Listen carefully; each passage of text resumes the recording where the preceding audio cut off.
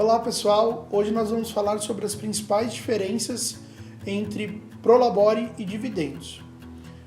Prolabore é a remuneração que o sócio recebe por exercer uma atividade na empresa, mas fique atento, o Prolabore ele não é obrigatório. Quero tirar esse mito porque muitas pessoas colocam que escutou que o Prolabore é obrigatório e que tem que pagar no mínimo sobre um salário mínimo. Isso é um mito que existe. Sendo o Prolabore a remuneração do sócio, então os demais sócios podem definir ali em contrato, ou na omissão do contrato, definir qual que deveria ser esse Prolabore. Pode ser definido como um acordo, o valor pode ser definido com base, se eu fosse contratar um profissional para exercer essa atividade, quanto que eu deveria pagar, né, esse Prolabore, e você consegue ter isso daí ajustado dentro da empresa. Sobre o valor do Prolabore incidem impostos. Do lado da empresa, se a empresa é do lucro presumido, vai ter 20% de INSS, né?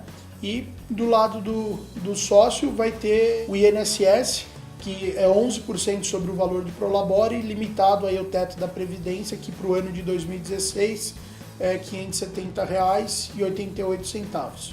Além do INSS, para o sócio ou administrador vai incidir o imposto de renda da pessoa física, né? Então aquela tabela progressiva podendo chegar até 27,5%. Quando você opta por ter um Prolabore, você vai se tornar contribuinte do INSS, que funciona como se fosse um seguro. Então você foi lá, atravessar a rua, torcer o pé, vai ficar afastado da empresa, você pode entrar com um pedido para receber a remuneração pelo seu afastamento.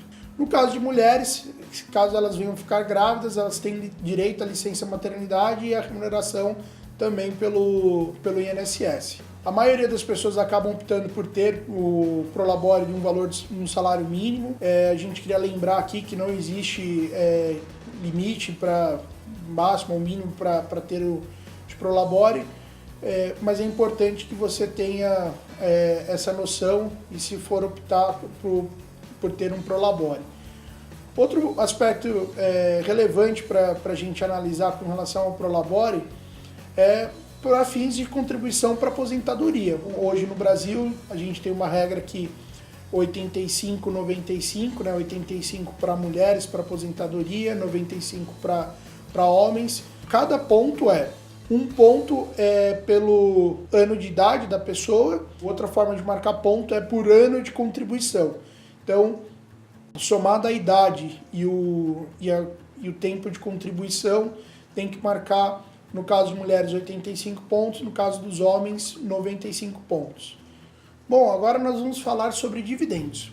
Dividendos é a divisão dos lucros da empresa, tá? Então, a empresa, no ano, ela apura lá o lucro e esse lucro ele vai ser distribuído.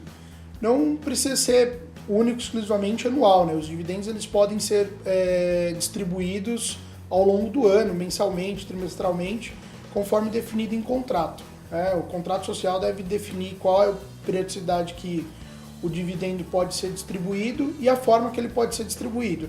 Ele pode ser distribuído com base no capital social, a divisão do capital social, ou de forma desproporcional. Então, se abre lá a empresa com um sócio, só que esse sócio ele não dedica a mesma quantidade de horas, mas por um acordo entre vocês, a empresa foi dividida 50% para cada sócio, né?